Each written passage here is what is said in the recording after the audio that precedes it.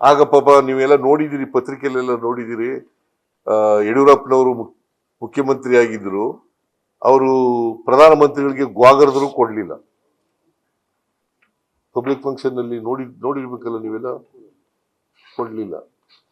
ಬಸವರಾಜ ಬೊಮ್ಮಾಯಿ ಇಲ್ಲ, ಯಾಕಂದ್ರೆ ಇವರಿಗೆ ಜೋರಾಗಿ ಮಾತಾಡಕ್ಕೆ ಬಾಯೇ ಇಲ್ಲ.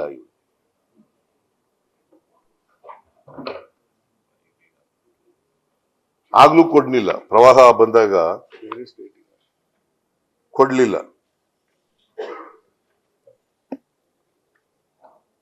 ಆಗ ಎಷ್ಟು ಕೊಟ್ರು ಗೊತ್ತಾ? ಎಷ್ಟು ಕೇಳಿದ್ರು? ಅಲ್ಲ, ಇದೆಲ್ಲ ಇದೆ ಇಲ್ಲಿ.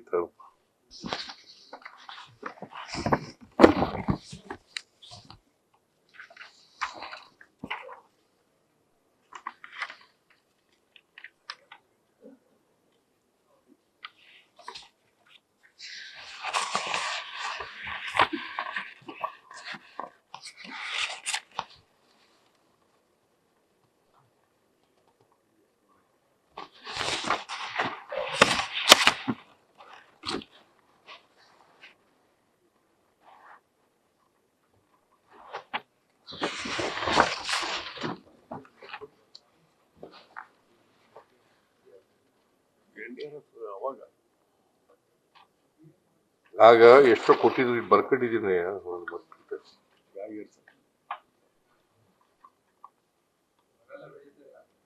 ಇಲ್ಲಿ ಅವೆಲ್ಲ ಹೇಳ್ತೀನಿ ನಾನು.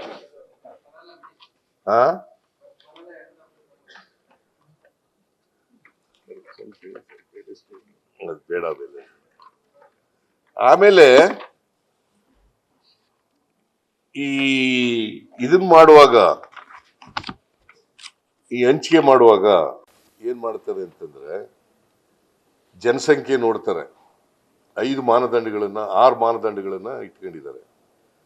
ಒಂದು ಜನಸಂಖ್ಯೆ, ಇನ್ನೊಂದು ವಿಸ್ತೀರ್ಣ, ಮತ್ತೆ ಇನ್ನೊಂದು ನ್ಯಾಷನಲ್ ಲೆವೆಲ್ ಅಲ್ಲಿ ಇಂಡಿವಿಜುವಲ್ ಇನ್ಕಮ್ ಇದೆಷ್ಟಿರ್ತದೆ ಅಂತ, ಆಮೇಲೆ ಅರಣ್ಯ ಪ್ರದೇಶ ಎಷ್ಟಿದೆ ಅಂತ, ತೆರಿಗೆ ಮತ್ತು ಹಣಕಾಸಿನ ಪರಿಸ್ಥಿತಿ, ಆಮೇಲೆ ಸಮುದಾಯದ ಅಭಿವೃದ್ಧಿ. ಇವು 6 ಮಾನದಂಡಗಳು.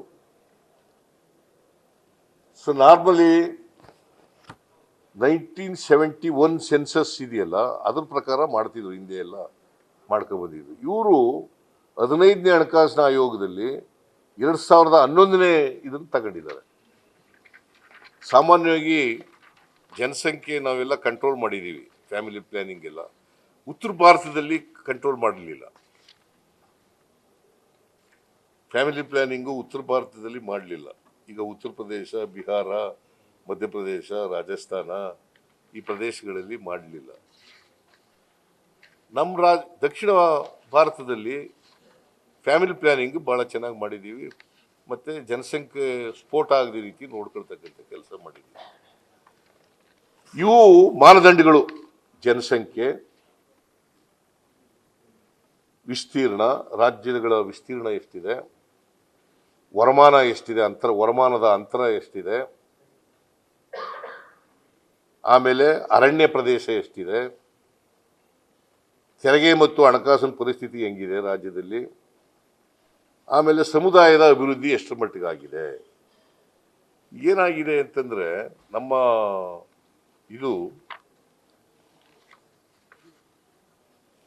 ಮೊಟ್ಟೆ, ಕೋಳಿ ಚಿನ್ನದ ಮೊಟ್ಟೆ ಇಡ್ತದೆ ಅಂತ ಕೋಳಿನೇ ಕೂದಾಕ್ಬಿಡೋದು, ಹಂಗಾಗಬಾರದು ಅನ್ನೋದು ನಮ್ದು ಅಷ್ಟೇ.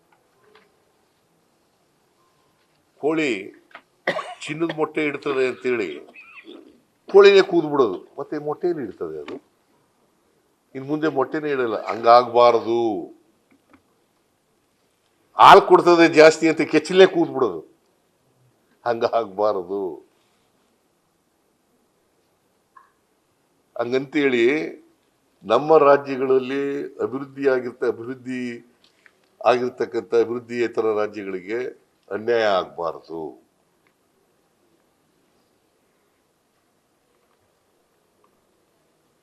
ಸೊ ಇದೇನಾಗಿದೆ ಅಂತಂದ್ರೆ, ನಮಗೆ ಪತ್ರ ಬರೆದರೂ ಕೂಡ ಕೇಂದ್ರ ಸರ್ಕಾರಕ್ಕೆ ಉತ್ತರ ಕೊಡಲ್ಲ ಅಂತಂದ್ರೆ ಎಷ್ಟು ಮಟ್ಟಿಗೆ ಮಲತಾಯಿ ಧೋರಣೆಯನ್ನ ಅವರು ಅನುಸರಿಸ್ತಾ ಇದ್ದಾರೆ.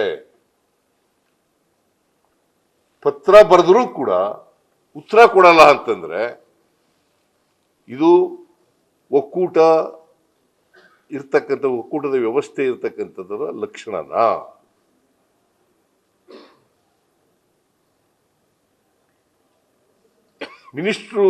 ಕನ್ಸರ್ನ್ ಮಿನಿಸ್ಟ್ರುಗಳು ಭೇಟಿ ಮಾಡ್ತೀವಿ ಅಂದ್ರು ಭೇಟಿ ಮಾಡಕ್ಕೆ ಅವಕಾಶ ಕೊಡಲಿಲ್ಲ ಅಂತಂದ್ರೆ ಇದು ಒಕ್ಕೂಟದ ವ್ಯವಸ್ಥೆಯ ಲಕ್ಷಣನಾ? ಬರಗಾಲ ಬಂದು 4 ತಿಂಗಳಾಯ್ತಾ ಬಂತು, ಇವತ್ತಿನವರೆಗೂ ಒಂದು ಬಿಡುಗಡೆ ಮಾಡಲಿಲ್ಲ ಅಂತಂದ್ರೆ ಕೇಂದ್ರ ಸರ್ಕಾರ ಮಲತಾಯಿ ಧೋರಣೆ ಅಲ್ವಾ ಇದು ಅಂತಕ್ಕಂಥದ್ದನ್ನು ಹೇಳ್ಬೇಕಾಗ್ತದೆ. ನಮ್ಮ ತೆರಿಗೆ ಪಾಲಿನಲ್ಲಿ ಹಂಚಿಕೆಯಲ್ಲಿ ಸರಿಯಾದ ರೀತಿಯಲ್ಲಿ ನಮಗೆ ನ್ಯಾಯ ಸಿಕ್ಕಿಲ್ಲ, ಅನ್ಯಾಯ ಆಗಿದೆ. 14ನೇ ಹಣಕಾಸಿಗೂ 15ನೇ ಹಣಕಾಸಿಗೂ ದೊಡ್ಡ ಅನ್ಯಾಯ ಆಗಿದೆ.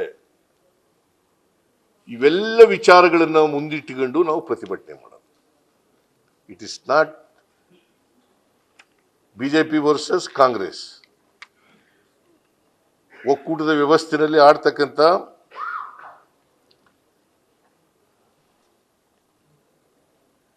ಅನ್ಯಾಯನ ಸರಿಪಡಿಸಿ ಅಂತಕ್ಕಂಥದಕ್ಕೋಸ್ಕರ ಕೇಂದ್ರ ಸರ್ಕಾರದ ಗಮನ ಸೆಳೆಯೋದು, ರಾಜ್ಯ ಸರ್ಕಾರದ ಗಮನ, ಜನರ, ಇಡೀ ದೇಶದ ಜನರ